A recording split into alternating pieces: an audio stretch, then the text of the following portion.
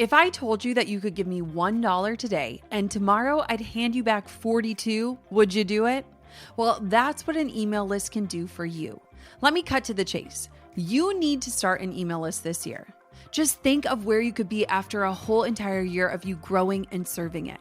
And that's why I'm here. I want to make sure you know that the doors of my signature program that will teach you how to start, grow, serve, and sell to an email list are closing soon. The List to Launch Lab is waiting for you at jennakutcher.com/email. You are one smart, savvy business owner, so you know building a rock-solid email list is a must for anyone trying to start, grow, or scale their business in the midst of whatever life has in store for us this year. Don't waste any more time doubting your tech skills or let the confusion of something new keep you stuck. Don't battle algorithms or spend time only growing on platforms you're renting space from. It is time for you to build an asset that you own and can control, and I will walk you through exactly how to do it step by step by step. Head to jennakutcher.com/email now, and let's start building your business marketing on something rock solid. That's jennakutcher.com/email.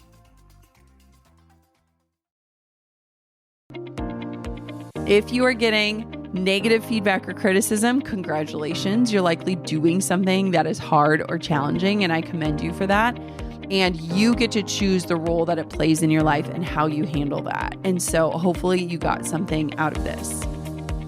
I'm Jenna Kutcher, your host of the Goal Digger Podcast. I escaped the corporate world at the age of 23 with nothing more than a $300 camera from Craigslist and a dream.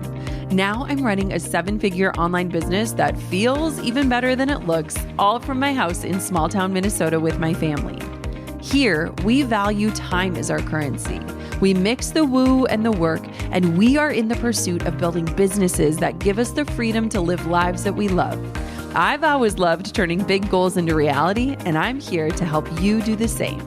This isn't just a peek behind the curtain. Come along with me and my guests as we tear the whole curtain down. Every week, we tackle practical, no-fluff marketing strategies and host honest discussions on what works and what doesn't. Join me and my expert guests for actionable insights to help you grow your dream business with confidence. Pull up a seat and get ready to be challenged, inspired, and empowered. This is the Goal Digger Podcast. Today's episode is extra special because it's all about you.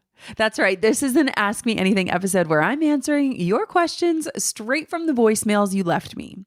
Now, I love connecting with this community in new ways, and this format is such a fun way to do that.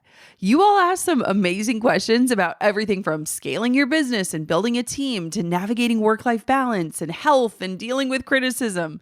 Your curiosity and creativity blow me away every single time.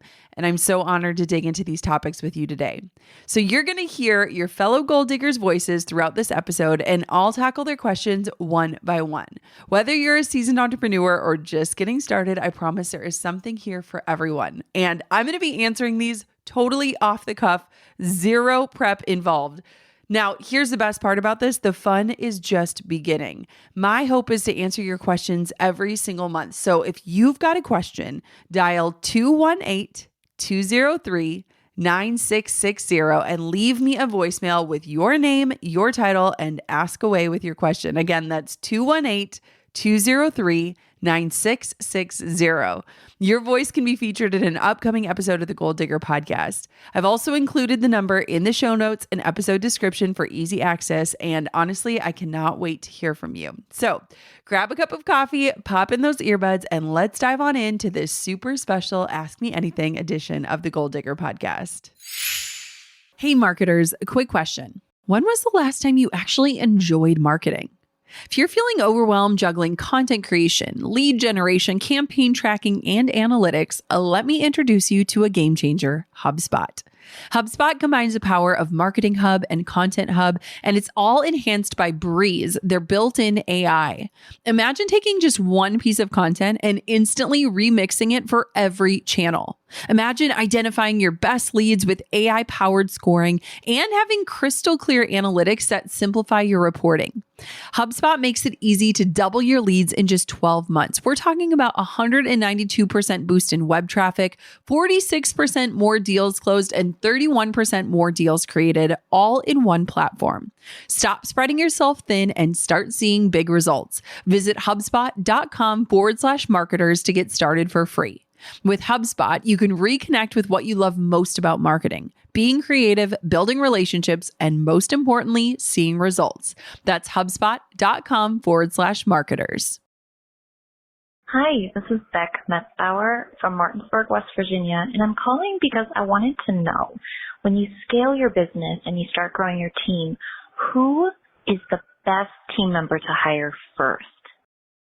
Hey, Beck, I love this question. First off, congratulations on growing something that you are scaling. The thought of growing your team is very intimidating. I wrote an entire chapter about this in my book called How Are You Really? About how I was just straight up white knuckling my business for so long. I was convinced that I had to and could do it all. And it works for a while until it just doesn't. And the first person that I think every entrepreneur should hire would be a virtual assistant. I think that it is the perfect position to hire because it allows you to start to see the spaces in your business where you can outsource, the things you can start to let go of, the ways that you can relinquish controlling every single thing.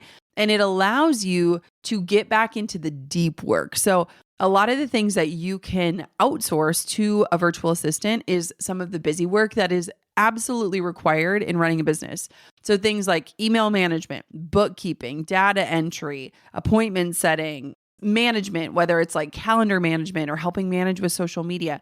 And so one of the things, even if you're listening to this and you're like, I am not in a position to hire, I'm not even thinking about hiring, it's not even on your radar, pay attention in your business to when you are doing something more than once.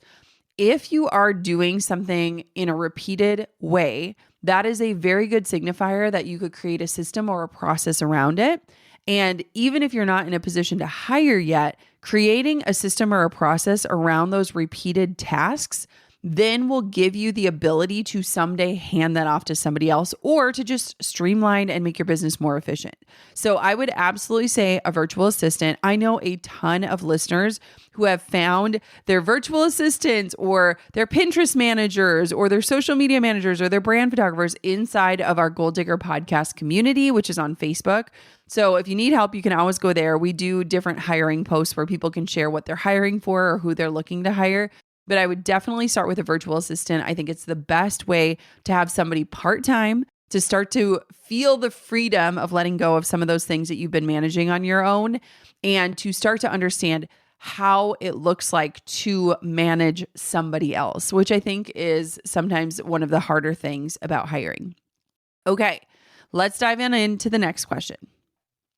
Hi, Jenna. This is Karin Schpitko. I'm a Pilates instructor and the owner of Curated Pilates and Movement in Stowe, Vermont. My question is how to stop only trading time for money when your secret ingredient is in the one-to-one relationship. Ooh, Karen, this is a juicy question, and I love that you're thinking about this. I think there are so many people in positions like you who are running service-based businesses who can't really see how there's any sort of possibility in creating something that allows you to create something once and to continue to drive revenue from it, especially when you are so focused on relationships. And guess what? I love one-to-one relationships. I think there's something super powerful. So if what you're doing is working for you, that's amazing. But one thing I want to remind you is at some point, you're going to have a realization of like, if I don't show up, I don't get paid. And no matter who we are and where we are and what we do, there will be times in our lives where it's impossible to show up. And so that can be a really sobering reality of like, I've built something super successful, but it cannot run while I rest. And so as a Pilates instructor, I can think of a bunch of different things that you could do that would allow you to still have the powerful one-to-one relationships that you have, but also have a few other different pillars and ways to drive revenue. So you could do at-home Pilates videos where you could just do like a 7-day Pilates challenge that people could pay 30, 40, 50 bucks for, where they could have those videos. They can do it all the time. You could create different guides. You could do different affiliate plays where you're sharing your favorite Pilates equipment or your favorite Pilates app or your favorite Pilates gear that people wear. And so you don't have to think in terms of like you need to end what you're doing and the magic that you have. But I would say that the one-to-one relationship piece of your business, that is the most premium offer you offer. And not everybody out there is going to be able to afford it. So how can you make what you do more accessible for people, whether they want to stay home and do Pilates, whether they don't live in Vermont? And so thinking through different ways. So easy ways would just be doing some online videos that people could join. You could do a membership site. You could do a course of like intro to Pilates. You could do a course on how you've created this secret sauce and what you do as a Pilates instructor that makes your business super successful. You can do affiliate links and codes to things that you love. So there are just a lot of different options for you. And again, it's not saying that you need to lose the magic of the one-to-one, but that should be your most premium offer. And how could we create almost a value ladder of other opportunities for people to learn from you, work with you, get inspired by you at different price points? Let's move on to the next question. Hey, Jenna. It's Brooke from St. Louis. My question is, what, if anything, has changed about your health routine? Anything new that you're trying or really loving, or anything that you've gotten rid of? Ooh, okay. I love a good, juicy health question. And I am somebody who is obsessed with hearing about other people's health routines. I love hearing what's working for other people. So what's been really interesting is I would say that I got very serious about my health about 3 years ago. So when Quinn was just a few months old, when I was really preparing for a book launch and nursing a baby and chasing a toddler, I just really recognized like I need to have energy to live the type of life I want. And what's been really interesting is I went from somebody who was not at all consistent to being one of the most consistent people I know when it comes to health.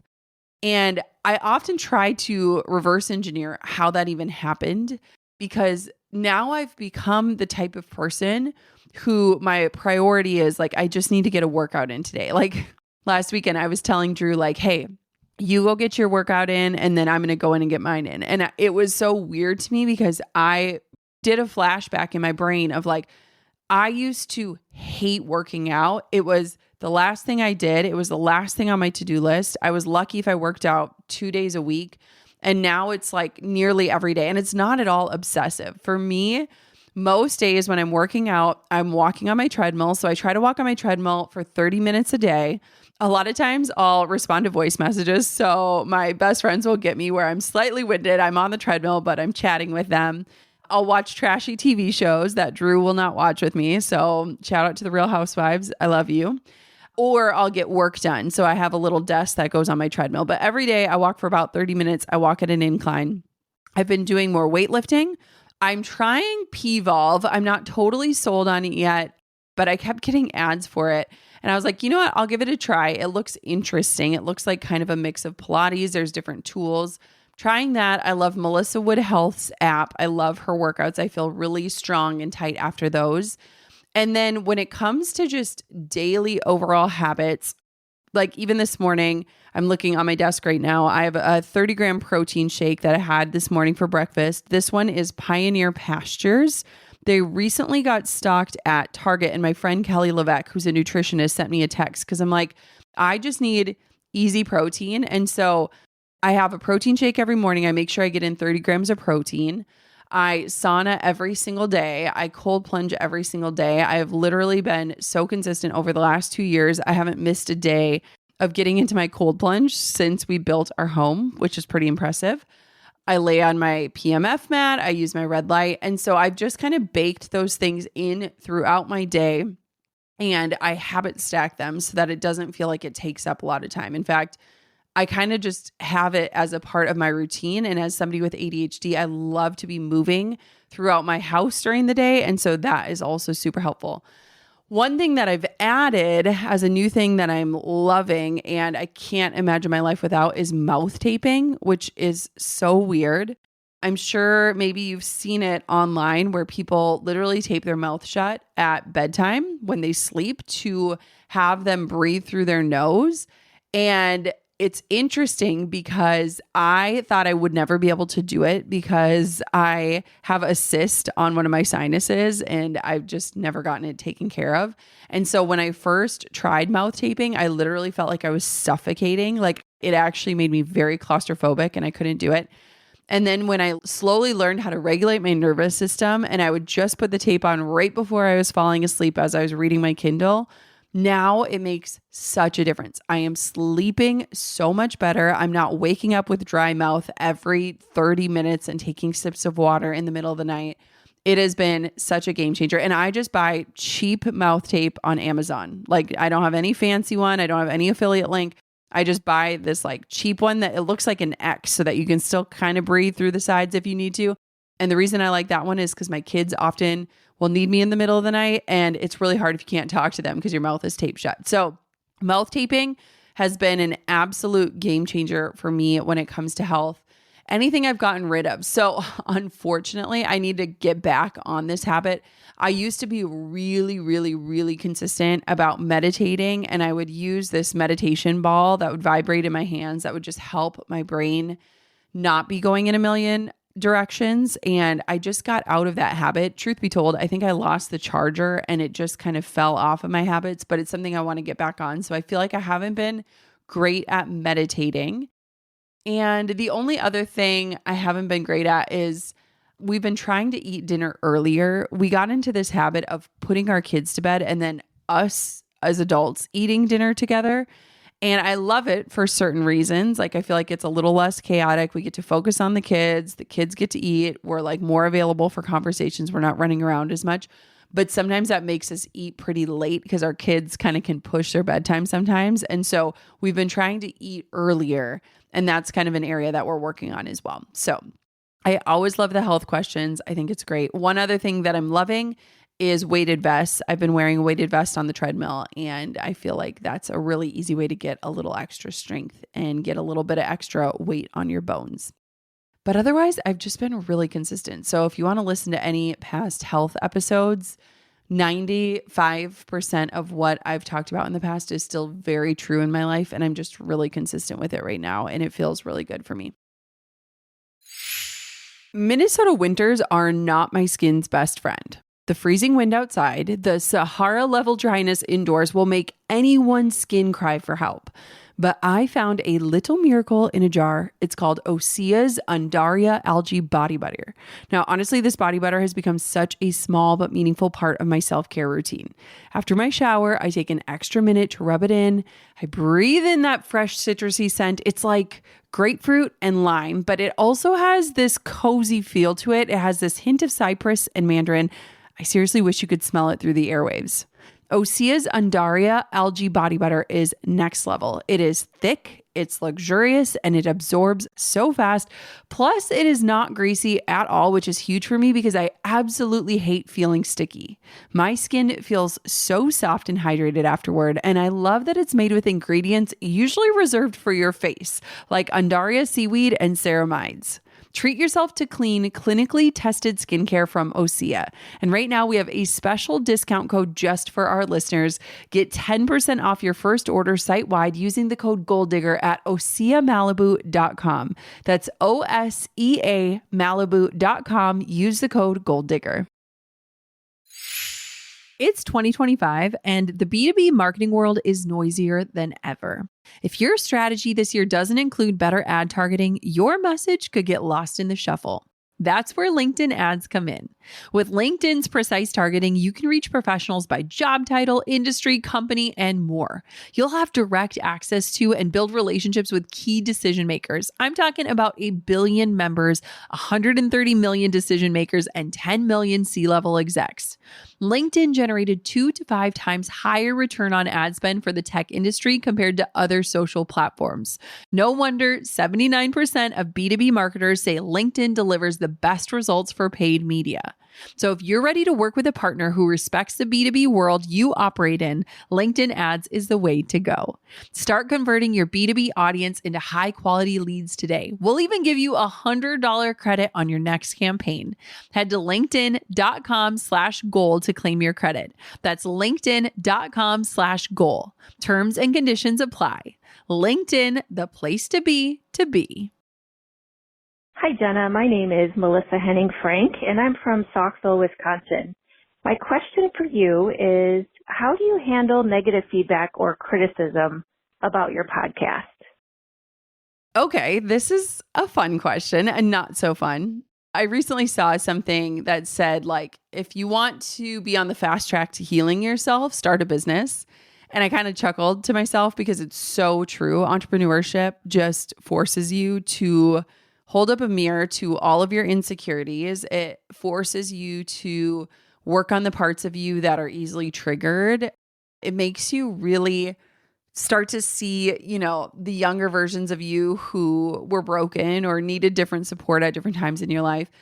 And it's just hard, right? And negative feedback or criticism is hard.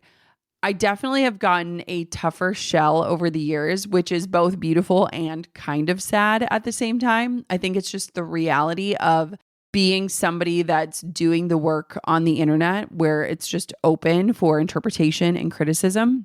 One thing that I've always tried to look for is there something constructive in the criticism that I could actually sit with, think about, and apply?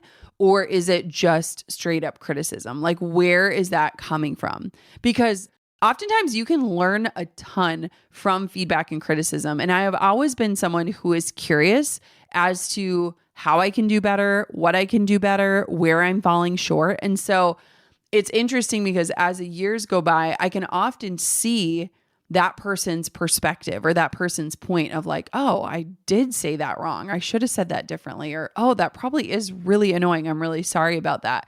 And so I feel like I've gotten to a place that is way less triggered by it. And I don't take it necessarily as personally, but I try to look for like, is there some truth in there? Or is there an opportunity to do better? And oftentimes there is. And sometimes it takes us a while to realize that once we get past the wounded part of us that's really hurt from it.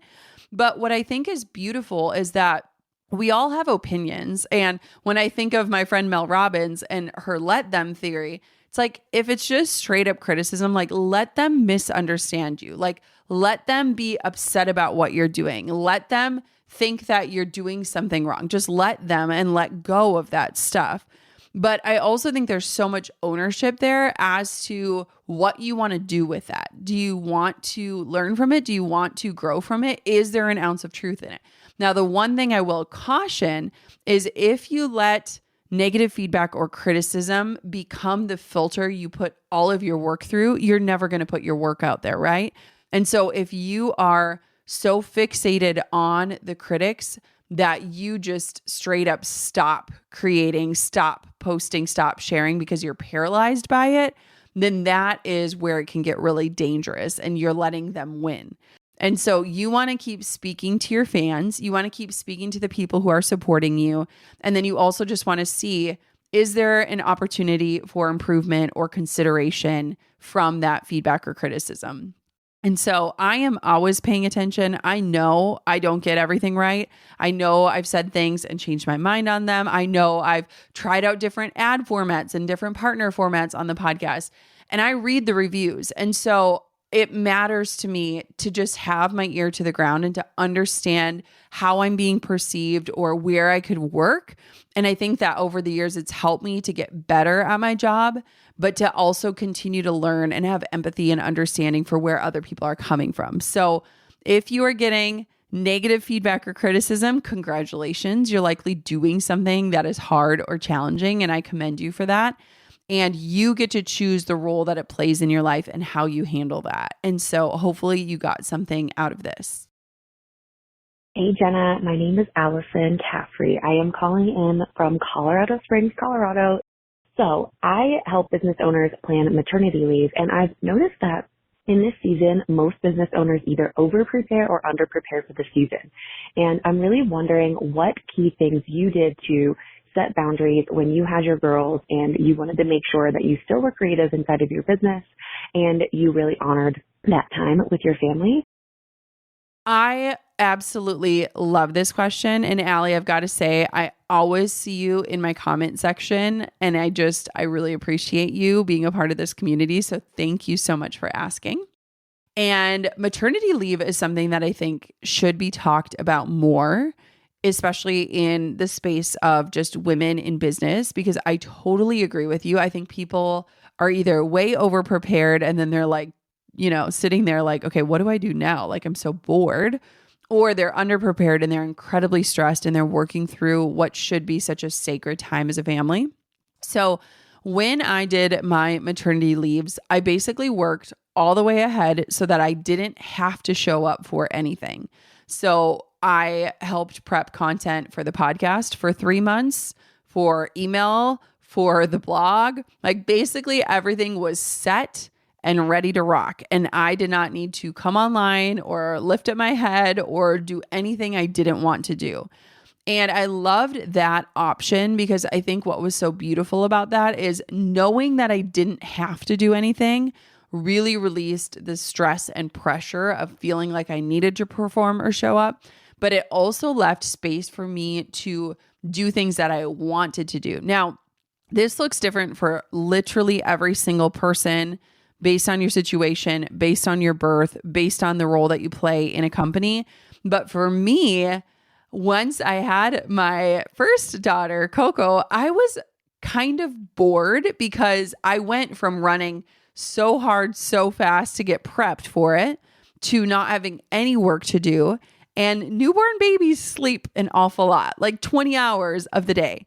And so I remember like sitting there and I'm like, okay, do I just like stare at her the whole time? Like, do I read books? What do I do? Like, how do I be super present? I had prayed for that moment for so long. And so I remember early on, like being like, I feel like writing, or I want to create something, or maybe I want to blog about this, or like whatever it is. And so it was nice because again, I had zero pressure on having to do anything, but I still ended up working a little bit. With Quinn, I was on my final round of edits for my book. And so I have these photos of her where she's just this teeny tiny baby and I'm editing my manuscript page by page by page. But I loved that work. Like that did not feel stressful to me. I felt fully present with my daughter. It felt like she was a part of the project I was working on.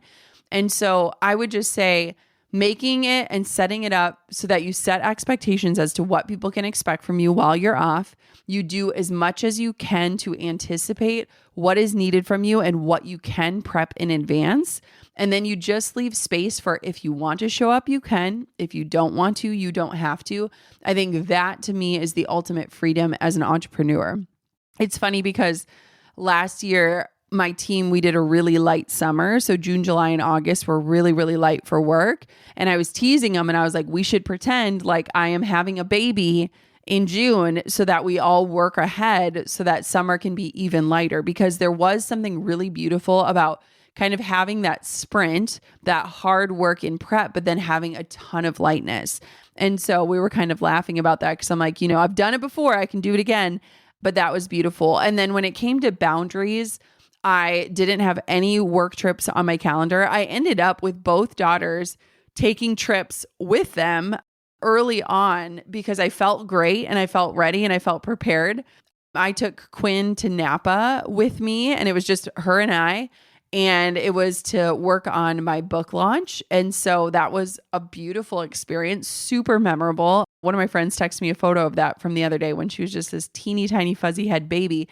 And I loved it. Like I really felt really confident as a mom in those early days. And I felt like, yeah, I can do whatever. I can do what I need to. And then with Coco, we actually went to Hawaii when she was 6 weeks old. And so we spent a whole month there with her when she was a teeny baby. And that also just kind of helped me stay in maternity leave mode, stay in that mode of relaxation. And so just leave space for magic to happen. Don't judge yourself if you want to work. I feel like some women feel guilt of like, why do I feel like I want to work? I should be with my baby. I should be present. And you can be all of those things and still leave space for that. but also don't stress yourself out by under anticipating what is necessary to keep your business going while you are on leave. Okay, let's dive on into the next question. Hey, Jenna, this is Katie from Kansas City, and I would love to know, when you attend a mastermind, what does that actually look like? What are you guys doing? What kinds of conversations are you having? What's a rough itinerary of it? Ooh, okay, this is so fun. So I have been a part of a few different masterminds over the years. I actually led a mastermind the year that I had Coco, so back in 2018. And every mastermind is different, but the ones that I've been a part of are all fairly similar in structure. So generally speaking, the mastermind itself is about 2 to 3 days long. The ones that I've been a part of, it's usually like 25 to 30-ish people. I've been a part of paid masterminds where you pay money. And then I've also been a part of free masterminds where like one of our friends or peers is putting it on and we're all just together. I've also been a part of masterminds that raise money for charity. So I've actually done quite a few now that I'm thinking about it. So a lot of times there will be a facilitator. So that is the leader of the mastermind. And that person is going to create the itinerary. Most masterminds will leave an opportunity for what is called a hot seat so that each person that is there is coming with one big question or problem or conflict that they want to resolve before they leave. And so a hot seat is usually structured where one person is sharing for, say, a couple minutes, and then it's almost like a round robin crowdsourcing of like, hey, I've been through that too. This worked for me. Or, hey, I know this person. This could maybe help with this. Or, hey, have you tried this strategy? This could really help you get through this. And so hot seats are usually at masterminds, and it can be either in like smaller groups or with a huge collective. But I feel like that is one way to make sure that every person is getting what they need.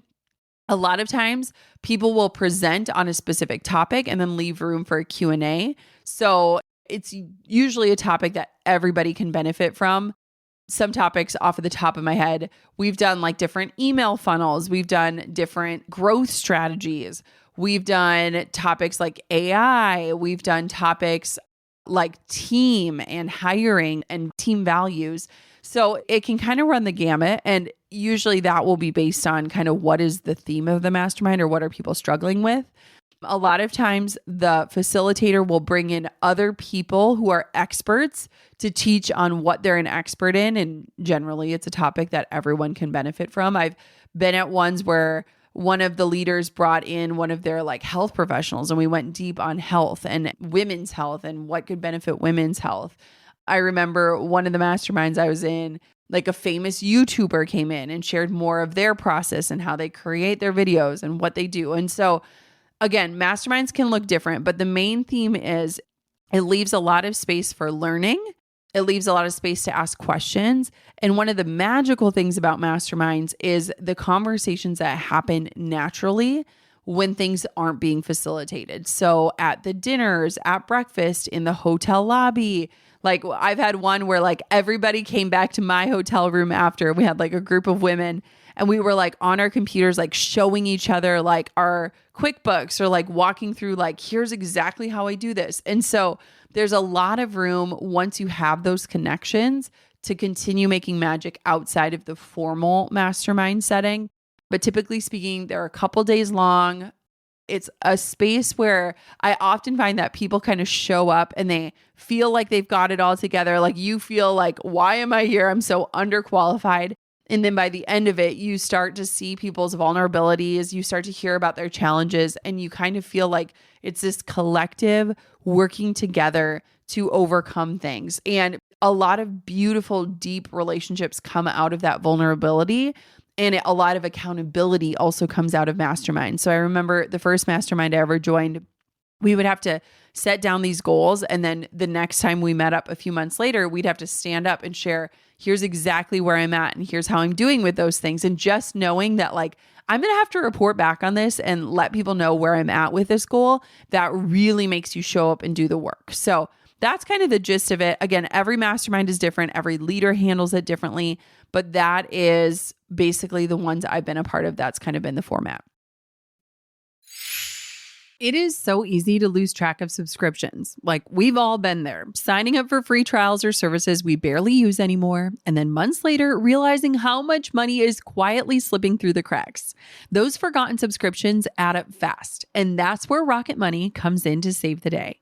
Rocket Money is a personal finance app that makes it incredibly easy to find and cancel subscriptions you don't need anymore, so you're not paying for things you've long forgotten about. But that's just the start. Rocket Money also monitors your spending, helps lower your bills, and puts your savings on autopilot so you can focus on what matters most.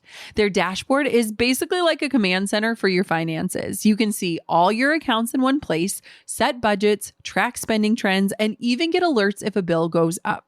Plus, their new goals feature automatically sets aside money for things like paying off debt, saving up for a big purchase, or building your emergency fund. It's like having a financial assistant right in your pocket. With over 5 million users, Rocket Money has saved people a total of $500 million in canceled subscriptions alone, and members can save up to $740 a year using all the premium features. If getting your finances in order is a priority this year, start with Rocket Money. Cancel your unwanted subscriptions and reach your financial goals faster with Rocket Money. Head to rocketmoney.com/goaldigger today. That's rocketmoney.com/goaldigger. rocketmoney.com/goaldigger. One of the most rewarding parts of running a business is taking care of your team, but it can also be one of the hardest. That's why my team and I switched to Gusto, the all-in-one platform that takes the pain out of payroll, benefits, and HR. Whether it's W-2s, 1099s, or small group health insurance, Gusto has you covered. And with their offer letters and checklists, your new hires will feel welcome from day one. Businesses that switch to Gusto save on average $2,600 a year and 48 hours of time. Their software is easy to use and accessible online from anywhere. Payroll is fast and easy too. Gusto automatically files and pays all federal, state, and local taxes so you don't have to stress about paperwork. And if you ever have a tough HR question, Gusto has certified experts ready to help. If you've been waiting for a tool to simplify your business and make life easier, this is it. Right now, you get 3 months for free when you run your first payroll. Head to gusto.com/goaldigger to get started. That's gusto.com/goaldigger. Hi, my name is Erin, and I'm calling in from the Hudson Valley. My question for you is, I admire you so much as a mother and as a business owner, and so I'm curious, what has changed in how you run your business since becoming a mom? What feels more important now and what feels less important? Hi, Erin. Thank you so much for this question. It's so crazy. So my daughters are 6 and 3 right now, which is wild. It feels like I just became a mom yesterday. So much has changed, and yet so much has also stayed the same. The biggest thing that has changed is I will just say that like my priorities have shifted so much. I will say that I have softened so much from the version of me before I had kids, where I was the person who I constantly wanted to outdo myself. I wanted to do bigger and better. I wanted to sky's the limit, go hard or go home. And even this year, as I was setting goals for this year, I really was way more in my feminine energy of like, I want this year to feel good. I want to experience the freedom. I don't need to outdo myself. I don't need to prove that I'm better every single year. And I remember having a conversation with one of my team members when we were kind of goal setting. And I was like, if we could have a year similar to last year, I'd be so pleased. Like last year felt great. It was amazing. I had time, I had energy, I had freedom, I had flexibility. Like those are the values. It's not, profit and revenue and sales and all of those things. They're all great and they all still play a role, but they're not the priority. One of the things that has stayed the same is that my business model has really, truly been rinse and repeat since I became a mom. And there was definitely a version of me, if I would have heard this 6 years ago, I would have been like, wait, you mean to tell me that my business looks the exact same? We have the same offers. We're doing the same thing 6 years from now. I wouldn't have even believed it. That would have felt so boring to me as a multi-passionate creative person. But what I've recognized is that the rinse and the repeat is an absolute gift, because I don't know a lot of entrepreneurs at my level who have the level of peace and ease in their life that I do. And I think that's only possible because I have tamed down the piece of me that always wants to be on to the new and the next thing. And I've really just gotten honest at like what I've built is amazing and I want to make it even better and I want to serve at an even higher level. And the only way to do that is to take what already exists and just make it better instead of constantly starting from scratch. Like I don't have the energy and the mental bandwidth to constantly be starting over. And so it's been amazing because my business, the structure of it, the flow of it, the rhythm of it has all stayed pretty much the same in the last 6 years. And I would say we've gotten a lot better at it. And that has allowed us to do things like 4-day work weeks and light summers and have a lot of flexibility and not be working from a place of stress. And so, it's interesting because in the fall, I feel like I'll be entering a new era as a mom. My oldest is in kindergarten right now, and my youngest will be starting in school next year.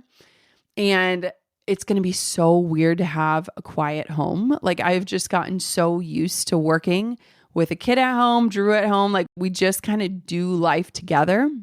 And so I'm trying not to make any big decisions or big moves until I'm in that and I can experience what does this feel like? Do I feel like I have more bandwidth? Do I feel more freed up? Do I have new ideas I want to pursue? And so I've really kind of moved through motherhood as a business owner, really recognizing like I can hit the brake and remember where the gas pedal is. I'm not believing in this lie of like momentum that keeps me frazzled and running constantly. I believe that I can create my own momentum. And I feel like I've been able to do some really big things as a mom, but not at the expense of my journey as a mother and not at the expense of my children. And so it's been really interesting. I think motherhood has stretched me in a bajillion ways. I think I am constantly learning and reevaluating and figuring out, okay, what is my purpose right now in this season? Or what does my family need from me in this week? What does my business need from me? And figuring that out over and over and over again. I feel like I'm constantly renegotiating what is the priority and what is working right now. But in terms of my life and my business and my team, like so much has stayed the same. And I'm so grateful for that. I have so many team members that have been with me literally since I became a mom. And I'm really proud of that because I feel like I've evolved a lot and they've evolved as humans as well. And the fact that we are still proud and happy working together, it's pretty amazing. So motherhood will absolutely stretch you and change you if you let it. And I hope that you do. Hi, Jenna. My name is Lissy. I'm from Edmond, Oklahoma. My question is, how would you suggest selling several bite-sized courses in 2025? I'd love for them to move down a clear path without feeling overwhelmed or paralyzed by choices. Okay. So this is interesting. And I'm so curious. I want to ask you a million questions, Lucy. Like, what are the courses on? Do they play together? What do you mean by bite-sized? How long is the content? What is the price point? So I'm going to do my best to answer this question without having all of the answers that I would like to have. So when you are thinking about your dream client, one of the best things you can do is kind of lay out a roadmap of the most ideal situation for them in terms of how they're taking advantage of your offers, how they're moving through them, and the results they're getting. And so that is called a value ladder. And a lot of times people will create value ladders where it is, a free offer at the very beginning. That is kind of the entry point, and then maybe a lower priced offer. And then it moves up and up and up as people move up the ladder. And a lot of times when people have a true value ladder, they're ending with like a high ticket offer, which is usually coaching or a mastermind or something that is high ticket, high touch. When you have a bunch of different offers, it can be confusing for somebody to know where to begin. And I actually have a few different courses, so I understand what this looks like. So you have a few different options. You could have a very specific value ladder where it's like you take step A. Once you are done with step A, then you're invited into step B, then step C, then step D. But if it is not a requirement to have prerequisites before joining an offer, I would say to figure out some sort of rhythm in terms of how you're launching those offers and bringing awareness to them so that people are aware of what you have available and they're able to qualify themselves if it's the right fit for them. So for us, we have 4 main programs. and I do one launch per quarter every single year. So at least once a year, I am updating everything about my offer, the offer itself, landing pages, ads, sales pages, everything. So we're going through and it's like all refreshed, the webinar, everything. And I like this because people will then be made aware of what's available, but they don't necessarily have to go in a certain order. And I feel like it can help answer the questions of which option is the best fit for you right now. You can also strategically build that into your copy, whether it's in an email sequence where you're like, if you're not sure to begin, you could take a quiz, you could respond to the email and ask a question. You could have a landing page on your website that differentiates each offer and who it's for and what the end result is. And so maybe think through some of those questions that your ideal audience might be asking and how you can answer them before they ever ask them. But you kind of want to decide, like, is it a value ladder where it needs to go in sequential order, or is it a free-for-all? And if it's a free-for-all, how can you communicate what each course does, who it's for, and help people make those decisions without being overwhelmed by too many choices? Again, I feel like if I had more information on exactly what your offers are, I could give an even better explanation, but hopefully that will be an awesome place to start. Hi, Jenna. My name is Jennifer Galizia, and I'm a local flower farmer and podcaster based in Hood River, Oregon. My question is, when you have a big vision that others might not immediately understand or believe in, how do you get people to buy in and support your dream? Oh, okay. This is a great question to end on. So in my book, I often talk about how it's no one else's job to understand your vision. The vision was given to you for a reason. And I often feel like we go to bat for our visions or the things that we're working on, and we're often trying to prove what we're doing and why it's worth it and who we're doing it for. And I definitely think there are people in your life where their buy-in is important and their support makes a difference. And so getting really clear on, okay, who actually truly needs to understand this? Usually people that are invested in you or invested in the business, or maybe having to deal with what is the repercussions of you chasing that dream. Those are those people. So probably the people closest to you. But beyond that, I don't think that you have to explain it to other people. I think you can, and I think you can do it in a beautiful way. But I also don't think that you have to do it in a way that leaves you feeling like you're on the defense. I've been through so many identity shifts in my career. And with each one, I would kind of uncover an insecurity of mine, right? Like when I became a wedding photographer, I wanted people to know I wasn't just a wedding photographer. I was a really good wedding photographer. I had won awards and I did so many weddings. I was in demand. And I recognized like this is coming from this place of like wanting people to think I'm important. And when I recognized that, it kind of shifted my approach of like, who cares if they get it? Who cares if they think that I am just a hobbyist and I have no idea what aperture or ISO is? Like, who cares? Why does it matter? And I feel like when we're entrepreneurs, we're naturally on the defense because we're doing something different. We're challenging the norm. We're creating something unique. We're pushing against societal's standards. And again, that leaves us defensive. And so when you have a big vision that others might not immediately understand or believe in, it is up to you to really differentiate. Is it worth your breath and your energy to help them to understand? Are they truly seeking to understand, or are they seeking to doubt? If they're seeking to doubt, let them think whatever they want to think. It doesn't impact you or your dreams. If they're seeking to understand, help them to understand.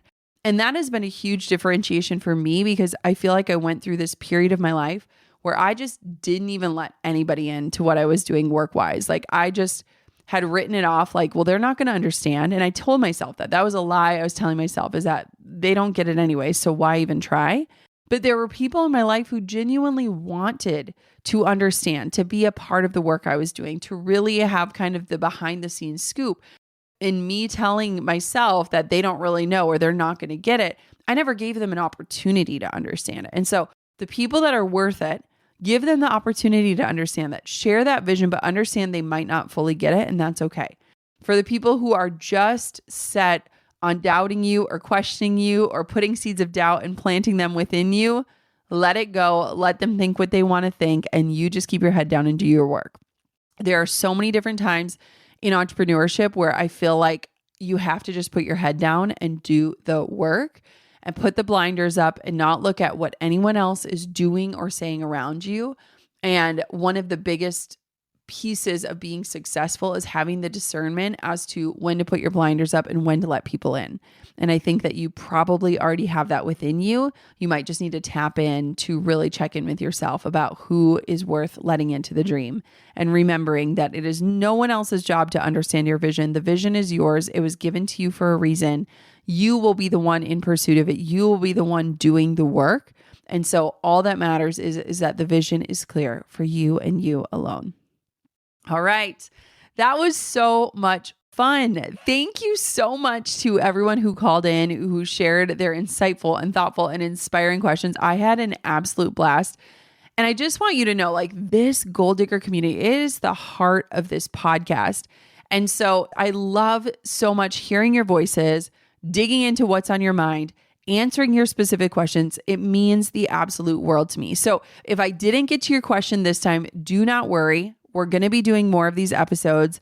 Be sure to leave me a voicemail to be featured in an upcoming Ask Me Anything episode of the podcast. And again, you can call 218-203-9660. Again, that's 218-203-9660. We also have the number in the show notes and episode description. Please call in and ask your question. I love checking out your voice messages, and it helps us create the content that you're looking for on this podcast. And it also helps us to just get to know you and where you're at. Thank you so much for showing up. Let me know if you loved this episode. I'd love to hear what you think about this format. Slide into my DMs. I love hearing it. Leave a review if you're willing to. This is such a beautiful, beautiful thing that we've built together, and I'm just so grateful for you. And of course, until next time, Goal Diggers, keep on digging your biggest goals. Thanks for pulling up a seat for another episode of the Goal Digger podcast. I hope today's episode fueled you with inspiration, gave you information that you can turn into action, and realigned you with your true north in life and business. If you've enjoyed today's episode, head on over to goaldiggerpodcast.com for today's show notes, discount codes for our sponsors, freebies to fuel your results, and so much more. And if you haven't yet, make sure you're subscribed so that you never miss a future show. We'll see you next time, Goal Diggers.